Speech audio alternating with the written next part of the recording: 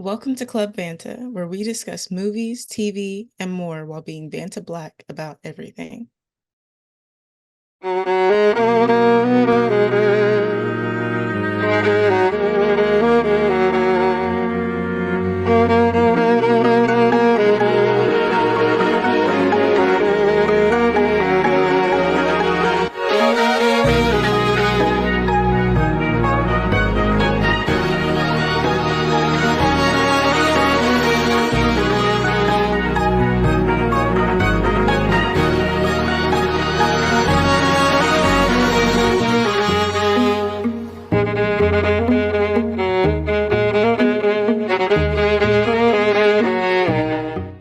Season one was what it was, and he was fine in season one, but he was also extremely trifling.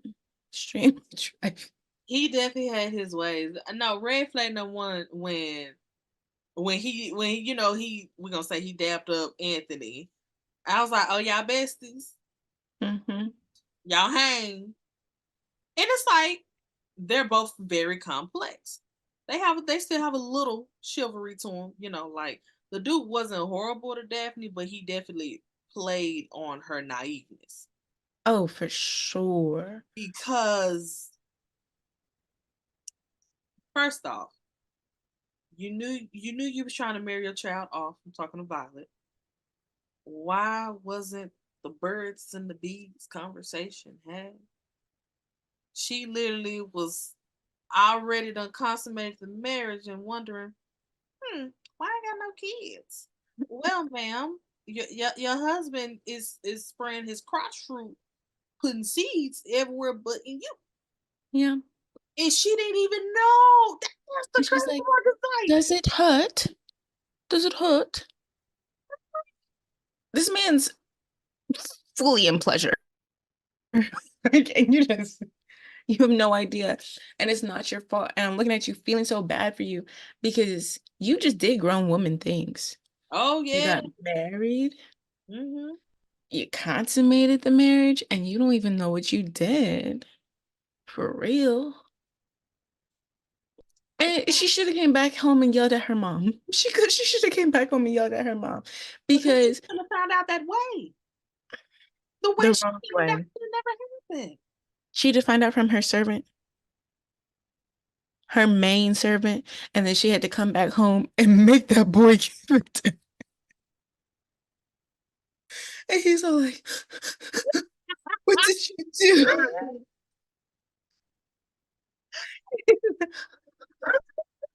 What did you do? Oh, And she looked at him like that was the best look I feel like she gave him all season. She like, did what I have. She was so mad. strapped onto that boy like the rodeo. Mm-hmm. She couldn't even push her off, and she knew. She said, "I caught you," Yep. and he looked at so defeated. Cause why would you do that? And here's my thing, and this is where Simon was treacherous. Mm-hmm. Married now. I understand him and Daphne butt heads from time to time, but you're together. It's time to have conversations. Tell her Yeah. why you're not ready for kids right now. You know? Because, of course, yeah, later down the line, they eventually have. Cool. But a lot of that extraness could have been avoided if you just would have told her what happened to you. Why do you have these thoughts? Because from where she comes from a family oriented environment. You know Mm-hmm. what I'm saying? She wants to mother her children. She wants the father. She wants the whole white picket fence set up. Yeah. So y'all, both y'all already coming in with two different views, but this is where you talk that out. I think at least with that part, it spoke more to her being naive because she went straight to like her being such a family person, Yeah. like you said, very family oriented. She went straight to, oh, he can't. It's not that he won't, because who won't have children? That's crazy to her. That's not even a thing in her head. Said Mm-hmm. he can't have children immediately and immediately respected him for it. Immediately was like, okay, that's fine. I get it. I understand. I'm gonna be sad about it, low key, for sure, for sure. But she took him at his, and he lied by omission Yeah. because he knew I'm working. She's not a dummy, but I'm working with a dummy because she don't know no better. So I'm gonna play off that naivety and I'm gonna hope I can get through this whole marriage. And homeboy didn't last but a couple weeks before she found out. Like you said, all you had to do was have a simple conversation. Hey, yo, girl, my dad was the worst. Here, here's what he did, X, Y, and Z. And for some reason, we still have a picture of him up in the house. But I don't know. That's just what we do here. It's fine. I'm gonna let you find out from this head servant over here and this lady over here and that one over there exactly why I don't want to have children. Mhm. Instead of just sitting there and telling her. And instead, y'all in this fake breakup phase, talking about we're separated and we're going to live like this for forever. First of all, you two horn dogs can't even stay away from each other. So that's the first thing. You lied to yourselves immediately. That tension upon first glance, wrong. Ah, strong. They was the sexual tension in that room. Yeah, Mm-hmm. yeah, they definitely played themselves because please, well, anybody could see that y'all was down for each other. Mm-hmm. Cause she look at you like this. She Look at gave her him like little that. doe eyes. He falls for it every time. Every time. Cause she always looked like some doe that just got caught in front of like headlights or something like. But but forgive me with Daphne, she'll do that, but then be turning around and talking out the side of her neck because she be talking to Simon crazy, and Yes, it's she so does. funny because because of course she's just so smaller than him, and she be getting in there. He be like, "Who is you talking to?" But I feel like that's what attracted him to her because ain't nobody ever stepped to him like that. Right. Everyone immediately always just wants him. And she was like, you hang with Anthony? Whore. Like from the jump. From the jump. She didn't care if you were a duke, if you were an earl, you were a prince. She did not care. She said, Anthony's friend? She said, and it was the look up and down. And then no, what got me when they was at the dinner table, she was still tagging that ass. And he Hmm. was like, oh, like boy, you low key enjoying that because her wittiness, that's what reeled them in every single time. She Every she time. get it in like butter, had them melted at the table. Like, oh, she's smart. Yeah, she's Hmm. not a child. She said, rake. He was like, yeah. Ooh, Cressida Cowper, Cressida. Mm-hmm. single forever, perhaps. First of all, shout out to Colin on first episode because that was first of all, so Cressida apparently is the Regina Georges of the Bridgerton universe. Try to be. Mhm. And spilling that drink on Penelope was just so disgusting. And when I Yeah, say shout out to Colin, because Colin was like, "You're not finna sit up there and play this girl in front of me, thinking you're doing something. I'm finna show you exactly what you look like." And he took Penelope and he went on because you're not finna. That's not how you get me. And I knew Colin's character right then and there. I said, a good man, Savannah. That's a good he man. is. He is. I Perform that. liked Colin for that. Because I was like, if you don't stand up for her, and then the next season you be, but in this season you're like, okay, Colin, yeah, do what you do. Stand up for her. Up Do for her. Period. look up.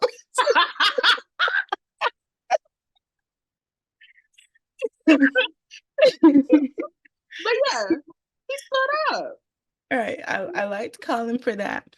However, I do got to sit down and have ask Lady Danbury a couple questions. Because Lady Danbury, why did you raise Simon and not your own kids? Quickly now. I gotta take a sip on that one because that mm, Because how many kids you have? Like three or four? And they were calling after the nanny, not you. But you raised Simon.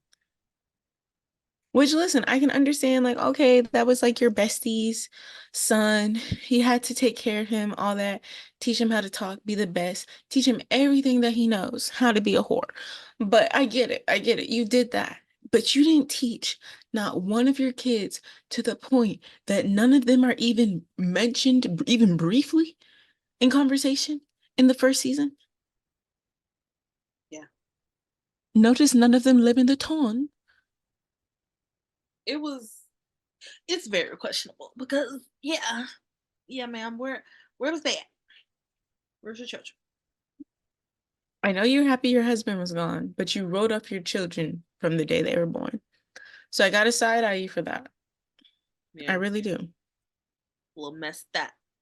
Mm-hmm. But we'll get more into Lady Danbury as far as everything else about her in the later episodes. But as far as season one and what we was noticing, I'm like, yeah, because was you so close to Simon for the plot, or was you really just handing your kids off to the help? Because what? Right. Because I don't know. I don't want a second mom that didn't know how to be a mom to her own. Because you should love them more. Exactly. We're being for real. Like So Simon couldn't just be raised up with them. that's what I'm saying. They couldn't be raised all together. I know she walked in as an older lady, but that's just because y'all didn't have the actors yet from before. So they literally could have been raised as a whole group, but you paid specialized attention to him and him only. Did Yeah, it was that part is very questionable. So Hmm. But overall, I enjoyed season one. I liked season one. It's not my favorite season, but I enjoyed season one. season one was a good introduction into the Bridgerton universe. Hmm. It got us in, looking at these prominent black women in positions of power because Lady Danbury had that shit on. Okay, she walking up to the queen. Hmm. Immediately, I was like, "Now, Lady Danbury, what kind of pool you got? You just Right. waltzing in here like pulling who you want to the front." I said, "Okay, I like it." But no, other than that, season one just introduced us. It introduced us really well. And next episode we'll be talking about season two Season and two. how we get into the nitty gritty. Hmm. So thank you guys for rocking with us. We will Thanks. see you all in the ballroom again. Hmm. We're gonna have our little royal thing going on throughout the course as we cover Bridgerton. And we'll be also coming back again to cover season three once it's finished. Oh, of course. Because that's gonna be tea. Even though I'm never drinking it, it's gonna be tea. That's season three. Because we know who Miss Whistledown is. Mm. So we gon' definitely see.